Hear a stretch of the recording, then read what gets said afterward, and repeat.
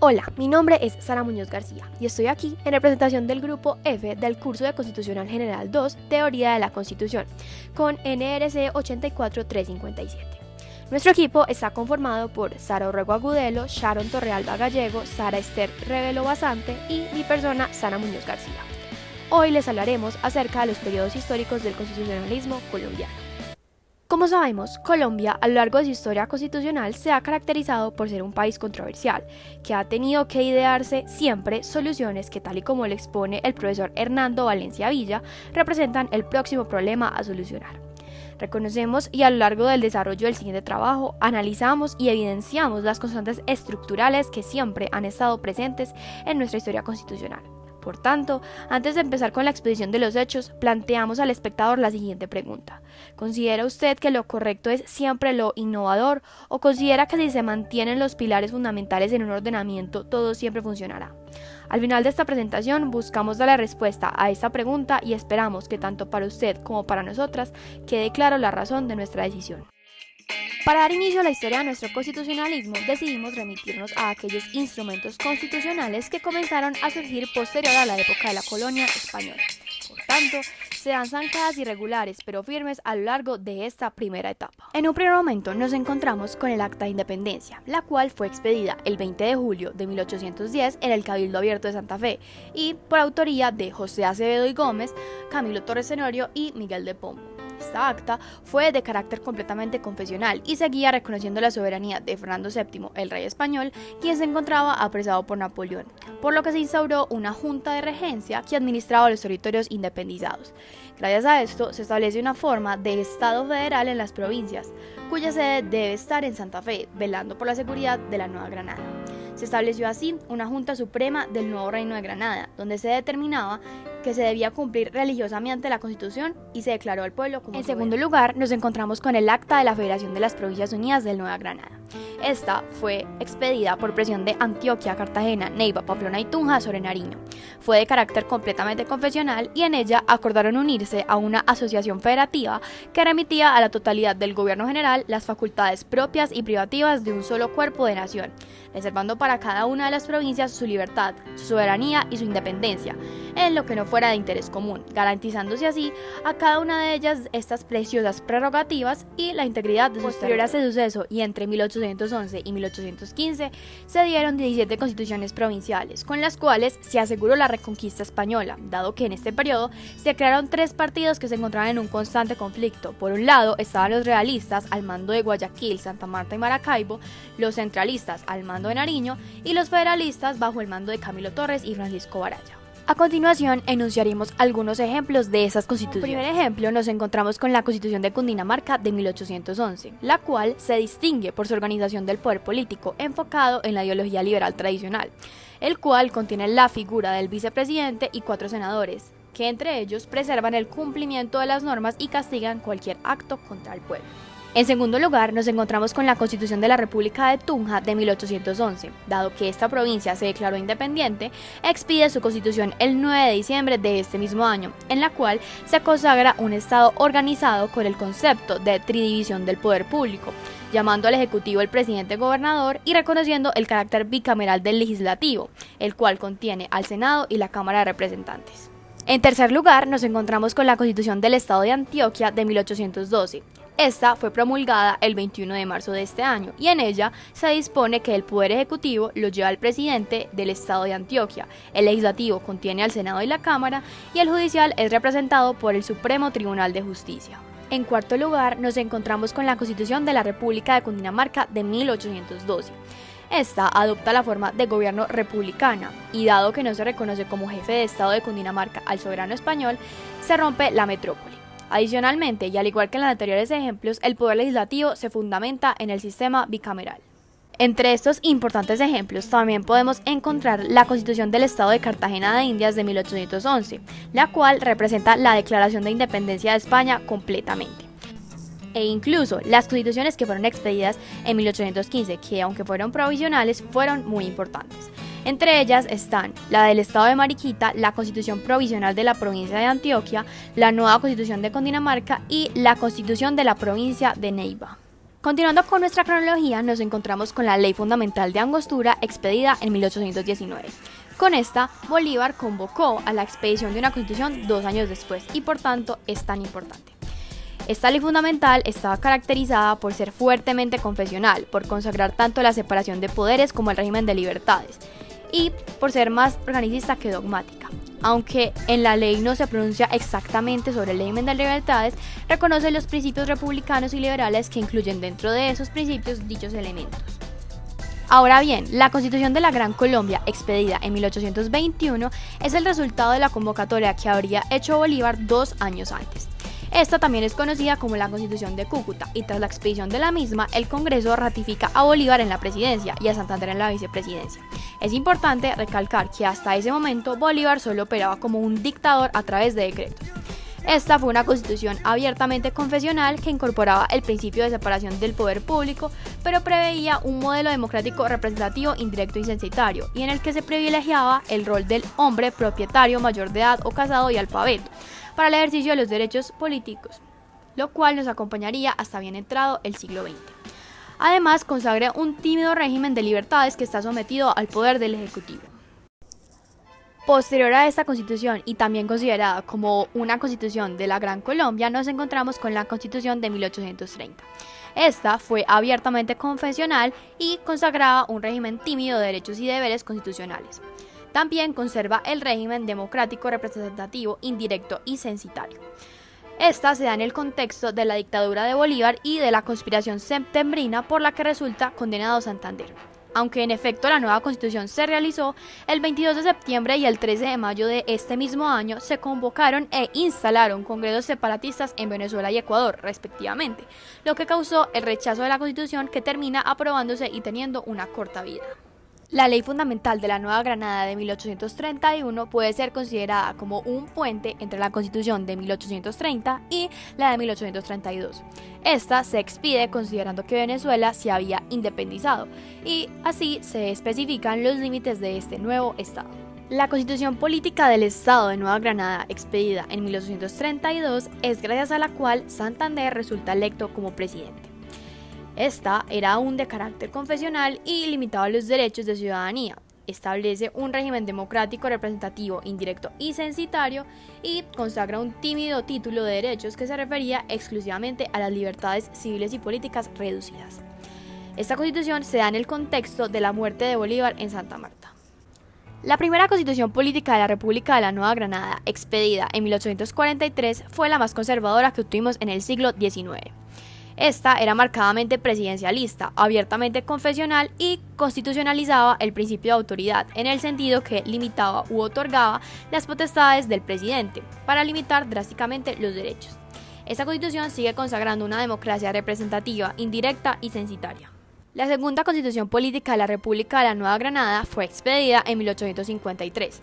Esta era una constitución conservadora que permitía el juego político a los liberales y, en ese sentido, la apertura al proceso de la confederación. Sin embargo, es una constitución que establece una cláusula general de competencia para las provincias, asegurando un proceso de descentralización importante que luego se consideraría en el 58 con la expedición de la nueva constitución. Esta constitución sigue consagrando una democracia representativa, indirecta y censitaria, y unos derechos y libertades muy tímidos. La Constitución para la Confederación Granadina, expedida en 1858, es la primera que corresponde al periodo federal colombiano. Esta establece una separación de la Iglesia y el Estado, consagra un régimen de democracia directa y de sufragio universal que sigue limitado para los varones, y consagra un régimen amplio de derechos y libertades individuales.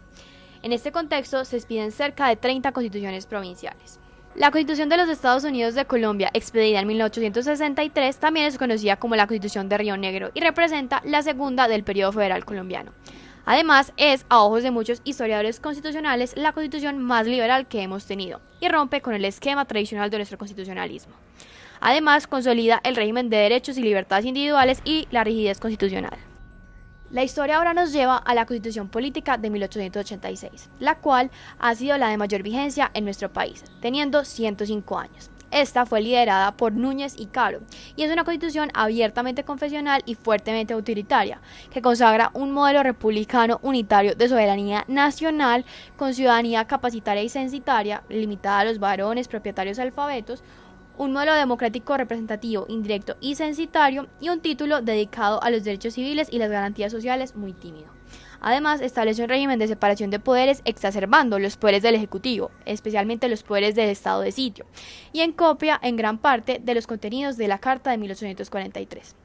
La idea de la supremacía constitucional todavía no era vigente en nuestro régimen constitucional. Debido a la larga vigencia que tuvo esta constitución en nuestro país, nos limitaremos a exponer exclusivamente aquellas reformas que consideramos de mayor calado y que tienen contenidos en mayor medida dogmáticos. A su vez, esas reformas elaboradas en los ya mencionados 105 años se dividirán en los sucesos históricos que marcaron al país durante este siglo. Así pues, damos inicio a la segunda etapa de nuestra presentación.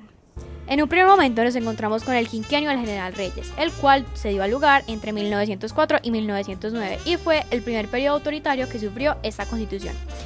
De los actos legislativos realizados en esta época resaltamos el 5, el 9 y el 10 de 1905.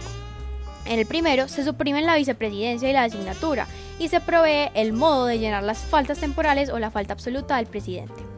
En el segundo se modifica la manera de hacer reformas constitucionales que ahora no corresponderían al Congreso, sino a una Asamblea Nacional convocada por él mismo o por el Ejecutivo. Y en el último de estos se deroga el título 13º de la Carta Fundamental, suprimiéndose por consiguiente el Consejo de Estado. A continuación nos encontramos con la República Conservadora, que fue desde 1910 hasta 1930. Entre estos actos legislativos resaltamos el Acto Legislativo 03 de 1910, mediante el cual se incorporó el principio de supremacía constitucional y se hacía fortaleciendo el control constitucional concentrado en manos de la Corte Suprema de Justicia, que ahora podría conocer tanto de la constitucionalidad de las leyes como de los decretos de estado de sitio que expedía el presidente. Además, con este acto se establece que la Constitución solo será reformada por un acto legislativo y después aprobada por el Congreso. A continuación nos encontramos con el periodo liberal, que fue desde 1930 hasta 1946. De este periodo resaltamos el Acto Legislativo 1 de 1936 y el Acto Legislativo 1 de 1945. En el primero de estos se presenta la reforma más vanguardista que sufre esta Constitución, la cual está orientada a la incorporación del Estado interventor con posterioridad al Estado de bienestar, a través de la constitucionalización del trabajo como derecho, del derecho a la asociación y de huelga y de la función social de la propiedad. Esto es muy importante para la creación del sistema de redistribución de la propiedad rural en Colombia a través de la Ley 200 de 1936, la adopción de un sistema de relaciones del trabajo y la constitucionalización del régimen colectivo de trabajo. Además, este acto legislativo cambia la manera de adquirir la nacionalidad colombiana. El segundo de estos actos legislativos representa una reforma estructural del Congreso y el Ministerio Público, además de ciertas disposiciones frente a la composición y funciones del Consejo de Estado. Bajo este acto legislativo se establece la mayoría de edad de 21 años, tanto para hombres como para mujeres, dejando el derecho de elegir y ser elegido reservado solo a los hombres. Durante el periodo del retorno conservador, que fue desde 1946 hasta 1953, sí se realizaron reformas, mas no resaltaremos ninguna de ellas. Durante el periodo de la dictadura de Rojas Pinilla, que fue desde 1953 a 1957, se realizaron una serie de reformas, entre las cuales resaltamos el Acto Legislativo 03 de 1954, mediante el cual se incorpora el concepto de ciudadanía universal y se modifica la restricción de la ciudadanía solo a los varones para entregarle el derecho de ejercicio político a las mujeres, el cual solo podrían ejercer hasta 1957. A continuación nos encontramos con otro de los periodos representativos de nuestro constitucionalismo, el Frente Nacional, que se dio desde 1958 hasta 1974 y se instaura bajo el Acuerdo de Benidorm celebrado por Alberto Lleras Camargo, el liberal, y Laureano Gómez, el conservador. De este periodo resaltamos el Decreto 247 de 1957, mediante el cual se convoca al plebiscito que supone la instauración de este frente. En este, los partidos políticos liberal y conservador se repartirían los cargos públicos y concertarían que se turnarían cada 4 años la presidencia.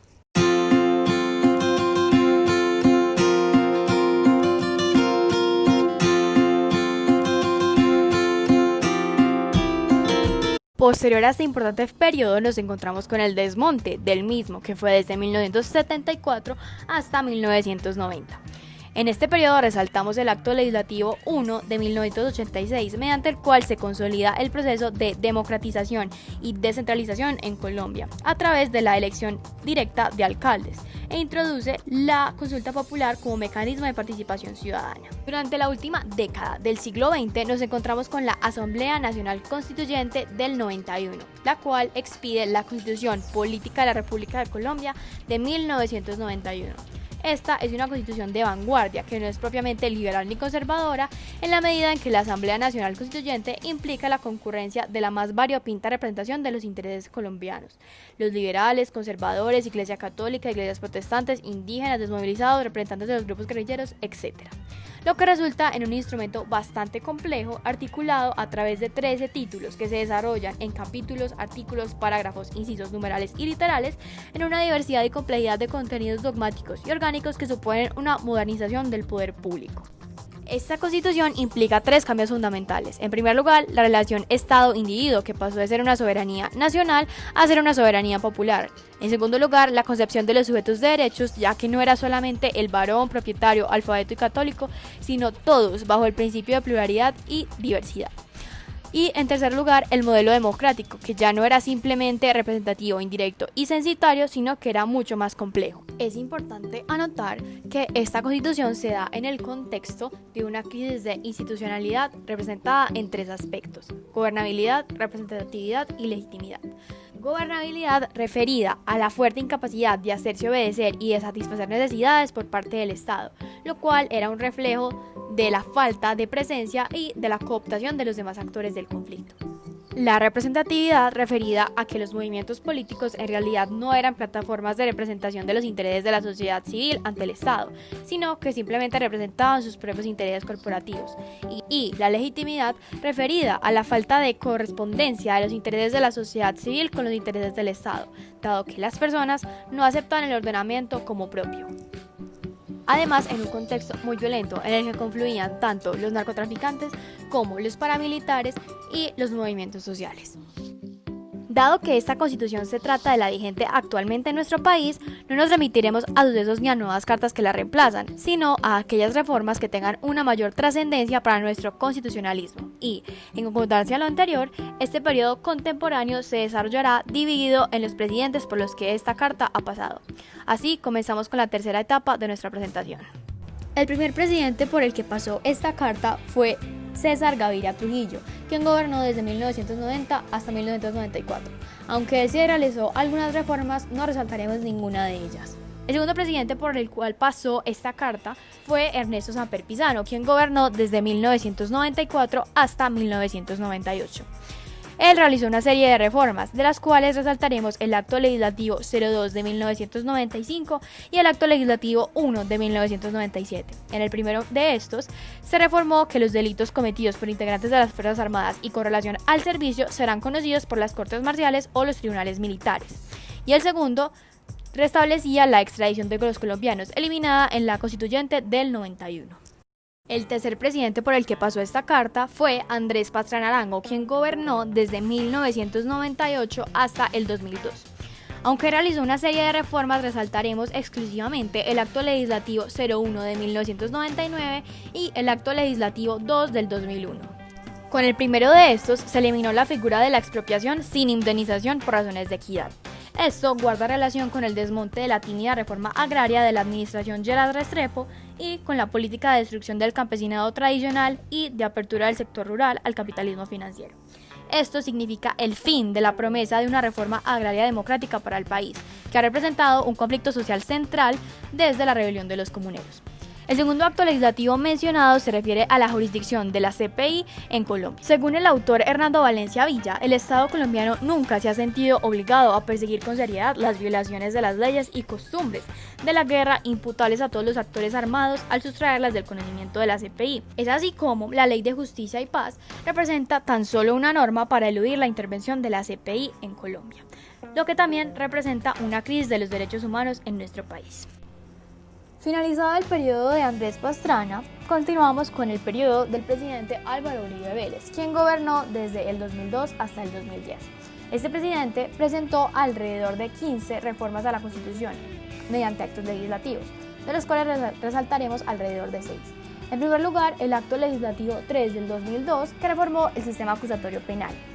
En este se precisó la función impulsora del proceso penal que se atribuye a la Fiscalía General de la Nación al someterla a la supervisión judicial a través de los llamados jueces de control de garantías, quienes en adelante serán los únicos facultados para dictar medidas de restricción necesarias para el esclarecimiento de los delitos, el castigo de los perpetradores y la reparación de las víctimas. Este acto se ha cuestionado por la interinidad en la dirección de la Fiscalía, puesto que el gobierno es quien debe presentar la terna a la Corte Suprema de Justicia para elegir al nuevo fiscal. Posteriormente, el Acto Legislativo 1 del 2003, el Acto Legislativo 1 y 2 del 2004, el Acto Legislativo 1 del 2007 y el Acto Legislativo 1 del 2009 se tratan de reformas al régimen de los partidos y las elecciones. Este tema se ha convertido en el principal campo de batalla constitucional por dos razones.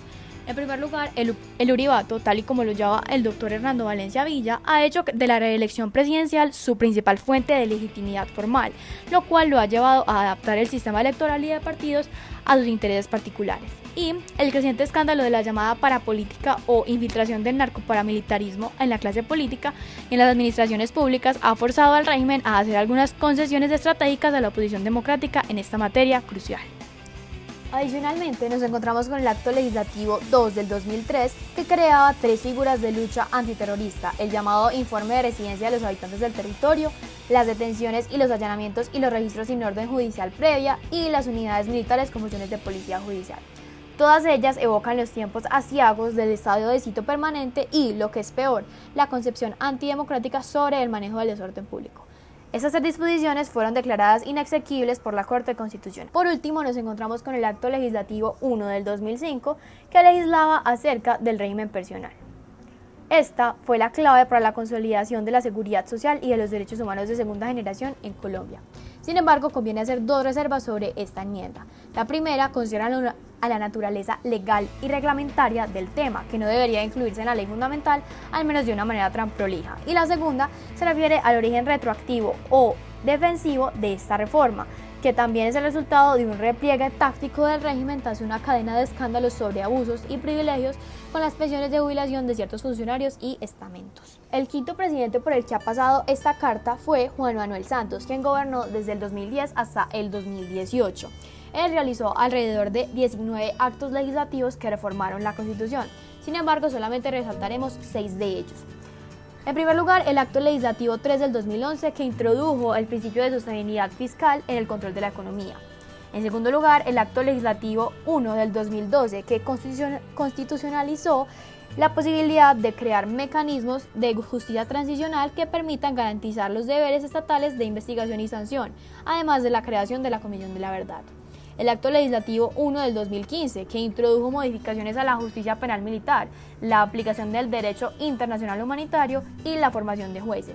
El Acto Legislativo 2 del 2017, mediante el cual se introdujo un artículo transitorio relacionado con los parámetros de interpretación del acuerdo final respecto del derecho internacional humanitario y los derechos fundamentales, e incorporó el principio de buena fe. El Acto Legislativo 3 del 2017, que incorporó artículos transitorios relacionados con la personería jurídica del partido o movimiento político que surja del tránsito de las FARC-EP a la actividad política legal. Y por último, el Acto Legislativo 5 del 2017, que adicionó el artículo 22A a la Constitución Política en relación con la creación, promoción, investigación, organización, instrucción, apoyo, tolerancia, encubrimiento o favorecimiento, financiación o empleo oficial y o privado de grupos civiles armados organizados con fines ilegales de cualquier tipo, incluyendo los denominados autodefensas, paramilitares, así como sus redes de apoyo, estructuras o prácticas, grupos de seguridad con fines ilegales u otras denominaciones equivalentes. Así es como llegamos a nuestro actual presidente, Iván Duque Márquez, quien gobierna desde el 2018 hasta hoy en día. Él ha expedido alrededor de 5 actos legislativos, todos en el 2019, de los cuales resaltaremos el 2, el 3 y el 4. El primero facultó al Congreso para conceder amnistías o indultos generales por delitos políticos. El segundo establece la segunda vuelta para la elección de alcalde mayor de Bogotá. Y el tercero reincorporó el control fiscal previo y concomitante de la Contraloría General de la República.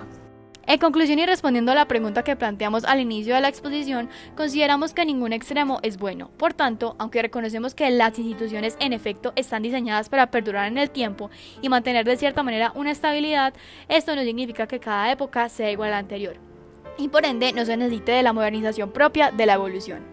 En otras palabras, las mismas instituciones deben permitir que la evolución y la modernización se lleve a cabo sobre ellas, evitando de esta manera que las personas o los poderes pasen por encima de las mismas como si nunca hubieran tenido una verdadera legitimidad.